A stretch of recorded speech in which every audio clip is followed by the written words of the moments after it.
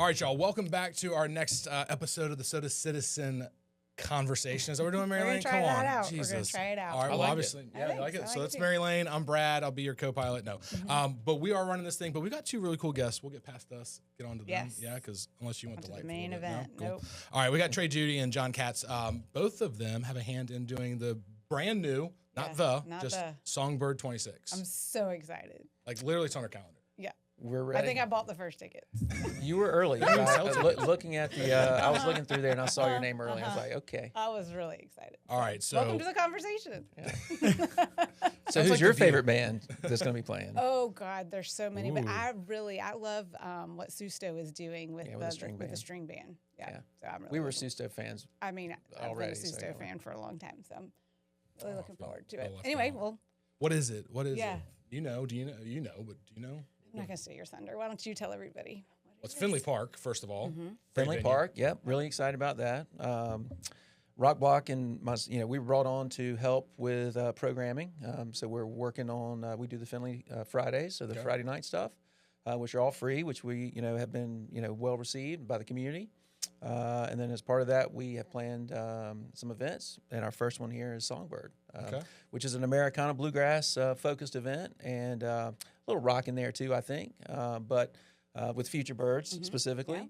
But yeah, a little mix of some genres that, they've played the market, but not as a group, not, this big a cast of bands in this genre playing together at one time at one festival has not happened here. So that was something that was really exciting to kind of do for the first time as well. And then Finlay Park, it speaks for itself at this point. They've done such a good job with that park. I was so That was their excited. Sunday. Okay. With the momentum too. Like when they first unveiled the park, there were a whole bunch of people there, and I was just like, oh God, please don't let the excitement tame down. And every time I'm there, every time I drive by, that park is packed and being used. So I'm very excited about that. Well, it's funny when you open a park like that. You couldn't have picked a worse time of year to open. Right? We opened in the middle of November. We got blessed with some really unseasonable temperatures. And then it just got cold. So, we went from mid-December until around Valentine's Day. We kicked off kind of our music with Cola Jazz Valentine's Day. And when we first talked about doing music on Friday nights at Finlay, it was supposed to be a summer concert series. And we've just kind of taken our creative license and decided that, summer runs from the week after Valentine's Day until Halloween. That's true. So, Fair. so Shoot, yeah, we have we've some been Decembers where it's 80 degrees. we've been rocking and jazzing and everything on Friday nights, and it's been really exciting. So we're really excited to have this opportunity to put a 2-day festival together and bring all these artists together for a great time for our community. All right, John. So you serve as deputy director for Finlay Park. Yes. Okay. So that's the whole thing, or is it just music? Is it the events? Is it like what do you do? Yeah. It's well, so my purview is everything that happens in the park. Okay. But I'm not an expert in everything, and that's where Trae comes in. Yeah. Who is Trae, an expert in everything? who is just ask him. Yeah, right. Trey and I met. My wife would disagree, but anyway. Trey and I met 12 or 13 years ago. I was up here at the time. I was building Segra Park, or at the time Spirit Communications Park, and someone said at a chamber event, you need to talk to Trae Judy. I got his number. I called him on my way back to Savannah. We talked for like an hour and a half just about music. Yeah. And then the first time we got together was actually at an Avett Brothers show at Township. And, we've been kind of looking for this opportunity for, more than a decade to we to do talked about something things. together. We talked about things at the baseball stadium when he was there, and then Why do you many think moons Columbia later. has not had a music festival like this? I mean, it blows my mind because you have so much talent coming from going back and forth between Charlotte, Greenville, and Charleston all the time. It just seems like Columbia would be a great place for people to stop. It's first of all, it's a big undertaking, and there's a lot of inherent risks that go along with putting on a festival. So I think the first part is you got to have the right kind of support to put it on, and the city has come in and said, hey, we want to put great events on at the park. With a variety. So our job and my job specifically with the music is to make sure we do have a variety. And, as far as why a specific genre, there is all kinds of artists come through this market, right? Yeah. And they play at different venues, and some of it has to do with size and age and demographics and all that. So as artists come through, it's such a random way that artists show up because over the years that we've known each other a long time, and I've done every type of artist at this point, and the reality is it's artists looking for a market to play for specific reasons. So either they're out on tour with a new album, or they're out supporting, like Susto now doing a string band thing, right? So they're looking for shows that fit what they're trying to do at the time. Yeah. With this, I'm excited. Number one, I've got to go to a lot of festivals the last couple of years, kind of focused on this genre. Newport and Telluride and Merle Fest, all of these artists have played those kinds of festivals, which is really neat to then have coming back to Columbia, which again says something about our location, but again also gives us or puts us up to where we want to make sure we provide them with an awesome experience at the park, because they're getting to play some really cool spaces, but again, we've got an awesome space, a great canvas for us to put events on, and as far as how we pick which genre we're going to do next is really more, we know we got to fill all the seats at some point. There's a little bit something for everybody. So we're going to mix it up. So the hope is that this festival will be an annual thing. Yes. Yes. Okay. Like I was like, all right, everybody, not an annual thing, but maybe the genre changes or the style of music changes, or we're just going to see where it takes us. This one probably stays pretty much the same. I don't think you can rap with Songbird 26. Yeah. I don't know. I mean, you probably try. That would be an interesting combination. But the thing about it is that the South in particular has really good Americana, rootsy, bluegrass festivals, and we want people. And the reason we went with the acts we went with was we want to put Columbia on the map for that scene. And because, like Trae says, we get one-off shows that come through, but you don't get Old Crow Medicine Show, Sandbush, String Dusters, the Creekers, Futurebirds. You don't get all these acts playing in the same place at the same time for what, from the ticket pricing standpoint. I mean, gosh, I remember seeing Old Crow 12 years ago, and I paid more than like $50 for a ticket just to see them. Right. So I think it's a good value. It's a great venue for music, and this is our time to put the spotlight on the city of Columbia, and we're grateful that the city leadership has put their faith in us to be able to do this together. Yeah, I think Finlay Park's turned out to what they were envisioning it to be, which is great. Because there's a lot of not concern from us, but just people like, I hope they do it right this time, but. Questions, a little. One more thing on that. I think you first. Well, just unique about I think the genre and the style as well is it lends itself to being outdoors and being with your family and being again a place where you would have a picnic, and all these festivals that we talk about, they're multi-day festivals where people would spend a lot of time outdoors, outside in nature. Again, that's a great canvas for us at Finlay Park, which is when we first started talking about what is this first ticketed event going to be like. Those were some of the things that we felt like would fit what the park wants to be, in the future. For sure. I was just there on Sunday and I was looking at the stage. I'm like, that's got to be it's great where it's at, but for logistics, that's got to be pretty trying for bands. And there's probably no green room or whatever. Is it pretty trying for a festival like that? I mean, any new space is trying because you have to learn as you build. And so there's some things that we have that the city has given us, production offices, whatnot in the back. As far as load in and whatnot, there's always challenges. Certainly with having that hill back there, it does make a difference. But just like anything, I think one of the unique things about planning events in general, and one of the things I've always enjoyed is it's like a big puzzle that you have to put together every single time. It's different. And even when we do it this last time, we had Cola Jazz this past weekend, even though it's a similar event in that it's 2 days, it's a multi-day fest, there's a lot of moving parts and tents and tables and chairs and bathrooms, it's still completely different than what we're going to do. So we learned some things from it that we'll apply. And it's the same way with this event. We're going to learn things from this year. I'm sure things that will improve. But as we've basically been working since November with the first Jam Room Fest and all that, we've learned things about how we're going to move around the park. How do we move? When do we load in people? There's timing that we have to deal with.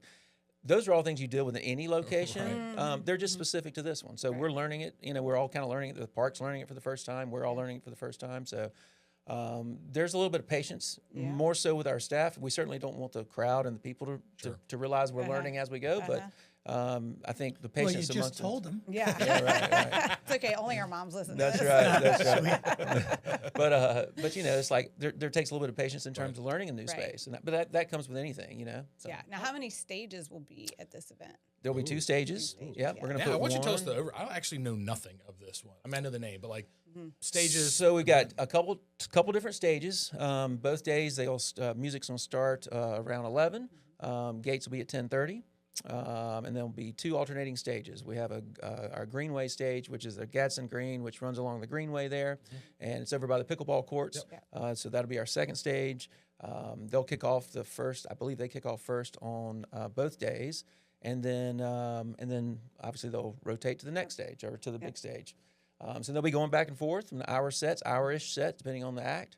And we've got, again, starting with some local bands with like the Run Out, with Advance Gap. Gap. Yeah. They adjusted their names now, the Advance Gap. That's Travis and Ashley. That's right. Yeah. And so we've got that. And then throughout the day, you know, Old Crow obviously headlining on Saturday night. Make sure I get my days right. Saturday and Sunday, yep. And can people buy tickets there? Yes, they will be able to buy tickets. Okay. Yep. All right. At the day of show.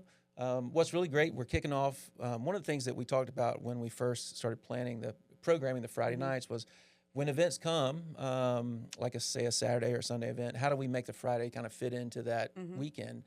Do we, you know, share the genres and, you know, that sort of thing? Or, again, try to make it more of just a one-day event. Let's make it a whole weekend event because we're already going to be programming the Friday night. Let's tie into whatever you're doing Saturday to make it just that much more important to the city, right? Or more valuable to the city. So, anyway, so I don't know. I lost my train of thought. So that Friday. Who's playing Friday? That Friday we have the Water Creekers or Water Kickers. Oh yeah, that's the great. Water Kickers are kicking off on Friday night. Yes. And that's the first one that is a free, so that's free on the Friday. And then, you know, music all day Saturday and Sunday. So there'll be vendors out there, food trucks. And that's taking from what we learned from Jam Room and then Day 2 Festival after that, is we're going to create almost like a food truck corral. I was going to ask you about in our upper lawn, so kind of off the oval to give people a little bit more space. Sure. So we'll be, you know, we're going through the logistics now of how do we get food trucks where we want them. So we'll be building plywood roads for load in to get the food trucks where we want them. And then we're talking about putting a couple tents in that area with picnic tables so that people also have some relief from the sun as well. Yeah. I was going to ask you about food because obviously learning as we go, we were at the first event and just There took a long wasn't time to get my French fries. I mean, that's there really what wasn't it came enough down food to. the first And day. we just did not realize how many people, hungry people, were going to be there. A couple of food trucks are like, we're out. We're out. We're like, oh gosh. And you know, it's funny because, you know, for a normal Jam Room Music Festival, it was plenty. But when you compound that with, we're going to be all day, it's the first time people have been back in this park. You know, first time it's been open in 4 or 5 years, but first time the community's really been back in the park for 15, 20 years. Yeah. For sure.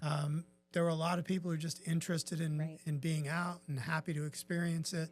And, you know, it's our job constantly to make sure that we're always evolving and, you know, our plans remain fluid so that if we see something that works somewhere, we want to pivot that into our plans so that we know, you know, all the time we can be nimble. We can call audibles at the last minute. You know, if it's supposed to rain for a few days in the run up to that, does that change how we have to look at our food trucks? And it might. So, you know, with my background being in venue management, Trae's background in festivals and concerts, it's a good kind of, I don't know if Tango and Cash or Bonnie and Clyde. Or, you can go with that. I see that. Yeah, I see that. Or Turner, well Turner and Hooch. There you go. That'd be good. There you go. But this festival is happening rain or shine. Oh yeah, right? it's rain or shine, and you Get know your we ponchos. can.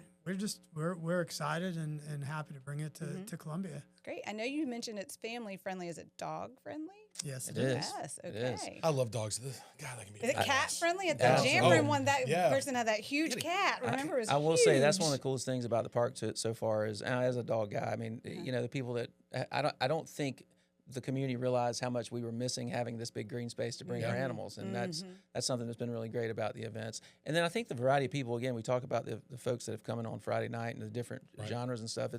That's the thing that's been really great about the park, is there is just such a wide range of folks, and you see people on their first date and they're finger painting some little painting together, or having chocolates, and just all the different little activities that we've seen them having out there is pretty cool. And that's again, that's what we hope to see Saturday and Sunday. Yeah. So I've got a question about the bands, not particularly by name, but like you're putting that list together. So like you're having to make hundreds of calls to them.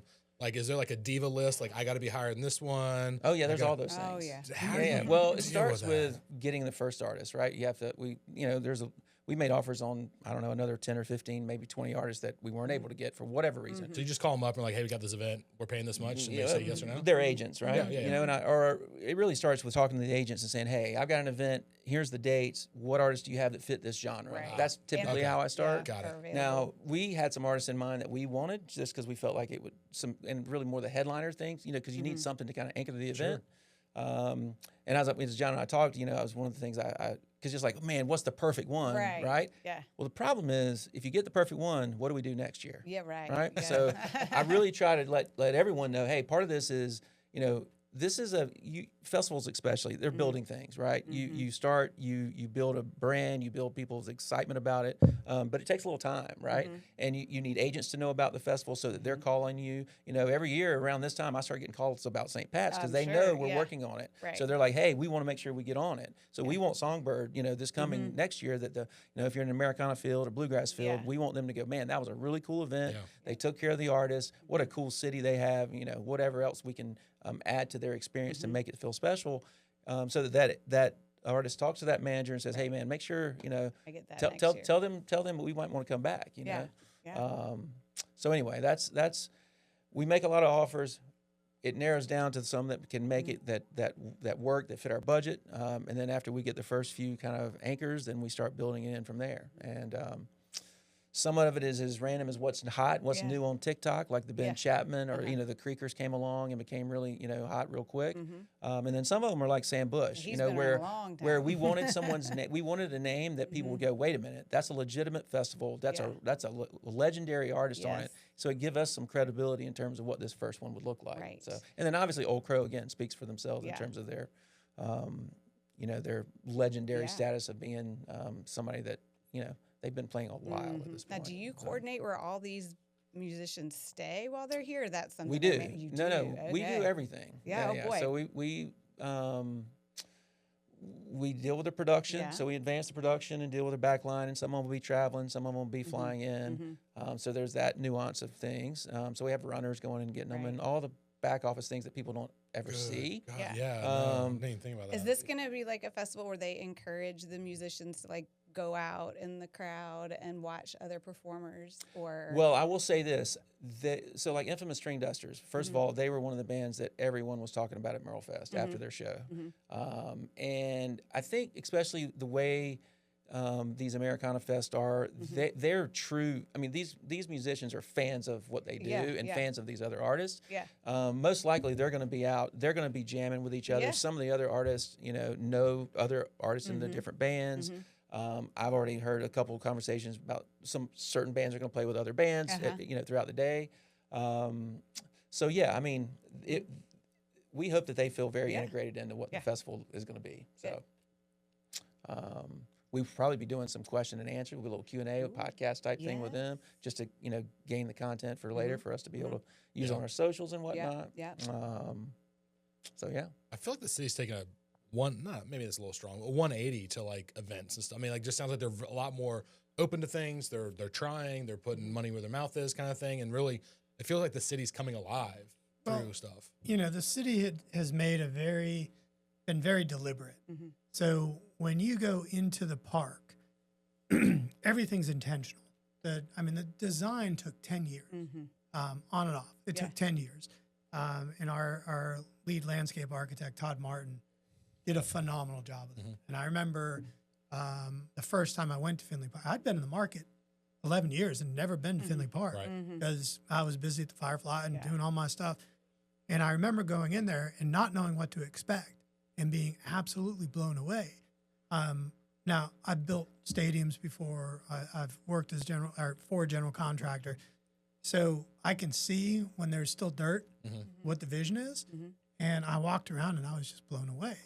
So when you think about what was put into it, the return has to be equally as great. Right. So the city is very committed to programming. And that was, I can't tell you how many times, I've heard the word activation, programming, activation. Yeah. We're doing, from the time we started in March until the time we finish in October, we're going to have 200 free fitness classes. We're going to have, I think it worked out to 38 Friday night music series, different festivals, community events. There's always something going on at Finlay Park. And it's that type of commitment that makes it great to come to work, because even though the processes are a lot different for someone who spent most of my career in the private sector, there is a method, and there's a real dedication by the city, starting with the city manager, the city council, to make sure that Finlay is a great place for everyone in this community. And with a festival like this, it's important to us to understand that we can also be an economic driver with putting heads in beds in a 2-night festival. Yeah. So we've got some things in place where we can track where that spend's coming from. That's awesome. Yeah, it was actually reassuring the other day. I had a friend call me had not been to Finlay Park yet. He's got a 14 or 15-year-old daughter. Was like, hey, she wants to go down there with friends. Like, is it safe? I was like, for sure. Like, I'd let my kid go. Like, at 14. He's like, all right, cool. And like, that would not have been a conversation. Not that I ever thought it was like super unsafe back in the day, but would not have been like, hey, hun, go down there with friends. There's intentionality to the security at this point. Yeah, and they're present and it they're feels that way. friendly. I was again on Sundays walking around talking to people, and I don't think I paid for my pickleball court. I don't know if I was supposed to. It was like a reservation thing. I just played anyways. It's coming soon.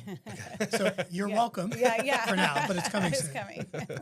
Well, that's another thing. Like we went to a different park, and the tennis courts were taken up. I was like, oh, let's just go to Finlay. I mean, like, it just now it's starting to get ingrained in everybody's mind. Like, and it was super easy to park on top. We just walked down, played a couple, I don't know what they call them, rounds, walked right back up. I mean, we're in and out. It didn't take any time or anything. I think one of the things that we discussed several times through the last year that we've been together is how, traveling a bunch, and he's been, lived around the world. And it's like the parks are such a central part of people's location when they visit somewhere, especially new. And we've now got that place that I think we're all proud of. Be like, oh, if you don't have something to do, or if you need something to do for an hour, go check out the park. And that's just a neat, I know we're both very proud of just we get to be involved in it at this point. And the fact that we get to make some music out there is even cooler. Yeah. So speaking of go ahead. Nope. No, your turn, please. Well, I was just going to say, like, what are some of the logistics that people need to know about coming? Like, is it clear bags? Is it cashless? Like, you can't spend the night? Like, what are just some... Keep talking. I Okay. think you're going to help us. I haven't gotten there yet, but it's on good. So I love a festival. it is clear back. Parking, we can get into. So we will have some access to some lots we don't normally have for paid parking. Of course, we always encourage people to park and walk. So Taylor Street, PJ Cannon, there's great access now. The Abby and her team at the Vista have done wonderful things, and there's new beautiful public art in the Lincoln Tunnel. Yep. So we also encourage people to park in the Lincoln deck and walk to Finlay Park. I don't think people realize how close that is. Yeah. It's so close. Yeah. So close. And we also have, again, like we did on opening weekend, we've partnered with the Comet. So we'll be running free shuttles from PJ Cannon and Taylor all day, Saturday and Sunday.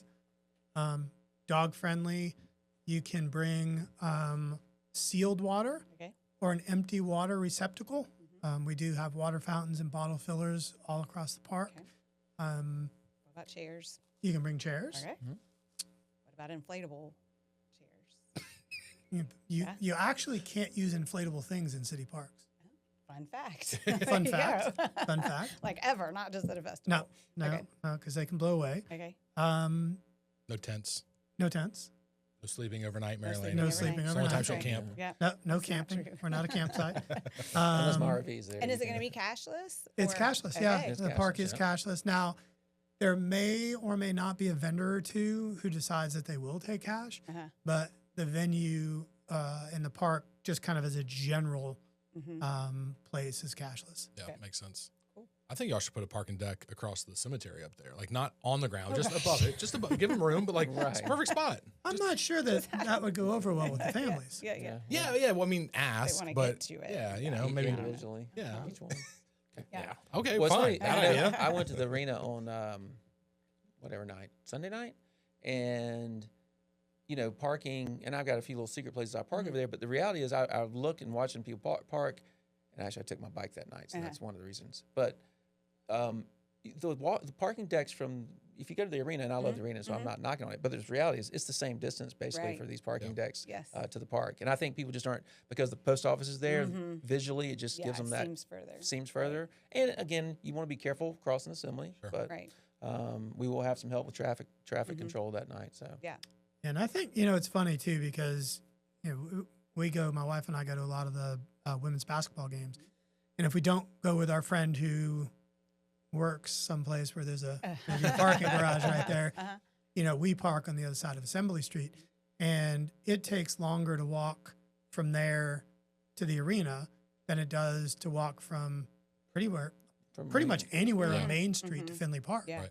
You know, it's very walkable, and that's one of the things that makes it such an attractive place is you don't have to park right there. Part of the way to enjoy the park is the actual experience getting there. Yeah, I think that's what makes it such a great, well, I mean, there's so many things that make it a great park, but like you can park on Main Street and you could go grab a coffee or go grab one of those ice cream and the donut cones, you can go to Soda City, which is what I do every Saturday. Down and the walk is enjoyable, and you can, it's not like you've got this huge like desert between the hustle and bustle and then the park. It's actually a nice journey from your parking spot down to the park. There's stuff to do and stuff to see. Yeah. And we've been kind of encouraging people, obviously, if you come to the market on Saturdays, if you park wherever you park for that is probably a great place to park for the events or anything going on at the park, unless you can get close earlier or whatever. But I mean, those are probably your best alternatives. So talking about kids real quick, is there any special activations for them, or is it just like, hey, the playground, like that's the kid stuff? I was going to say the playground and the splash pad. Yeah, the splash pad opens on Saturday. I might be interested in that. Where is this?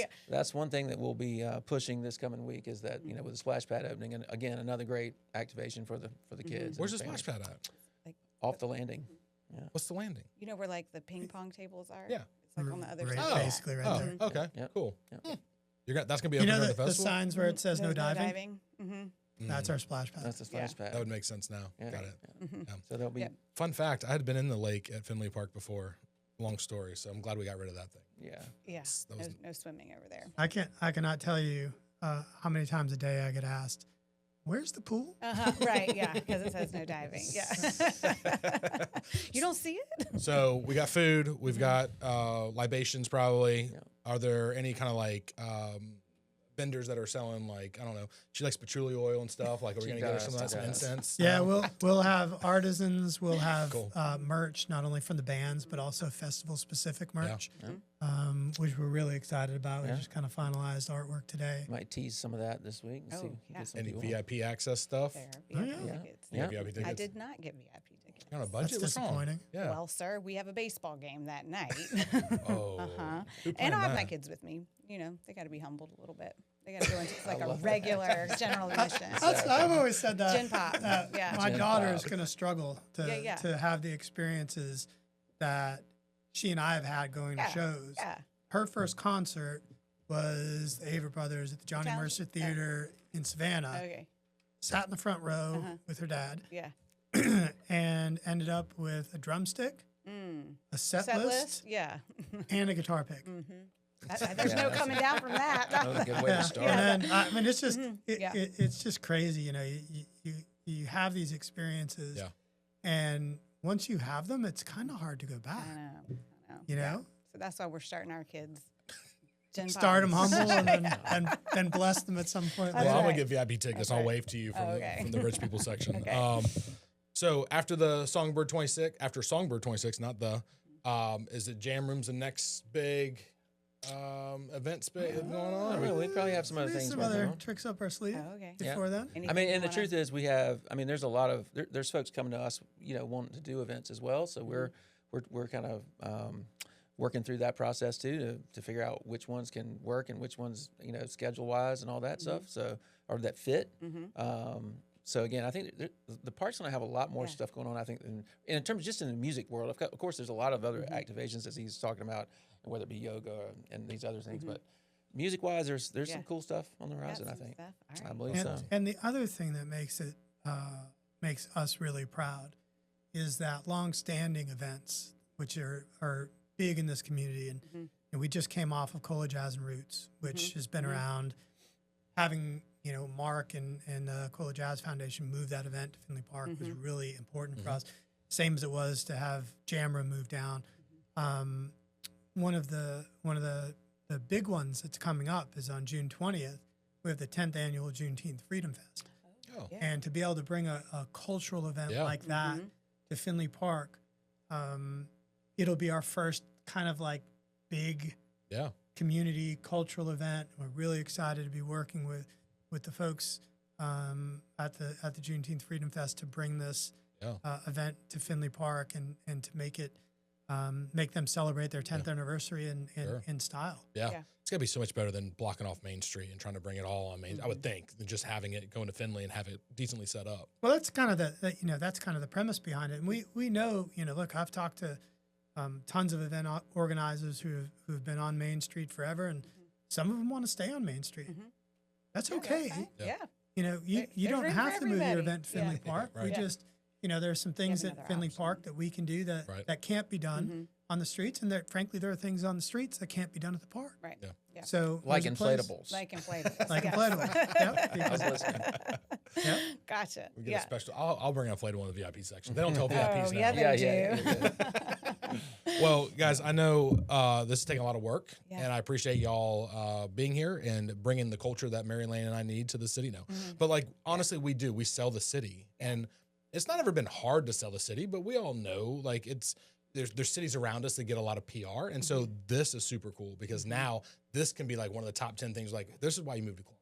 So the city took over for that, and the zoo, of course. Now we got some music scenes. Stuff, Yeah, it's not just the park. So thank you for all the hard work. Thanks for doing it. Thanks for bringing Americana music, which I do enjoy. And I'm looking forward to coming by and checking this thing out.